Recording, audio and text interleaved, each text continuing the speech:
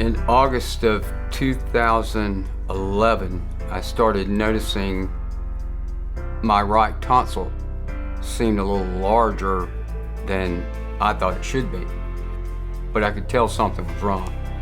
So I went to my family doctor and they did blood tests on me and checked me out to see if I had a virus or some sort of bacteria, and those tests came back negative. So I insisted that my family doctor set me a meeting with MUSC. So I had surgery scheduled on January the 18th, 2012, and went under for just a basic, I guess you would say, tonsillectomy. But in the middle of the operation, after they did a sample, they found out that I had cancer. HPV was the cause of the head and neck cancer. I was aware of HPV, but I just never thought that it would have, caused me a problem. One of the biggest changes in head and neck cancer really over the last decade has been the advent of the HPV virus. And with that, we've had a huge increase in the number of throat cancers.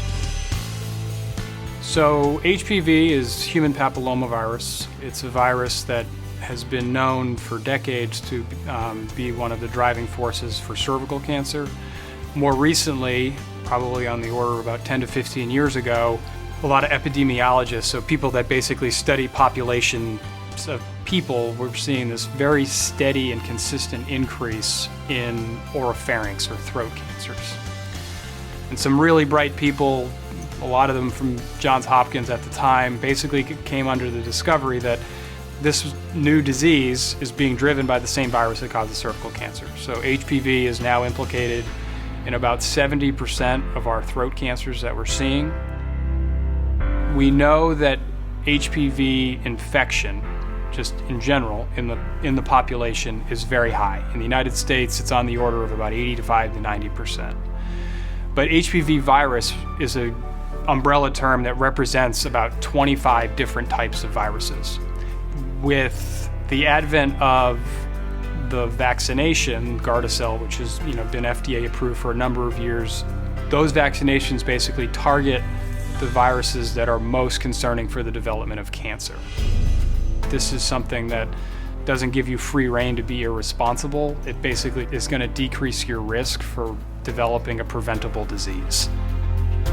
What you can do for your child today could save their life down the line. It really isn't a behavior issue.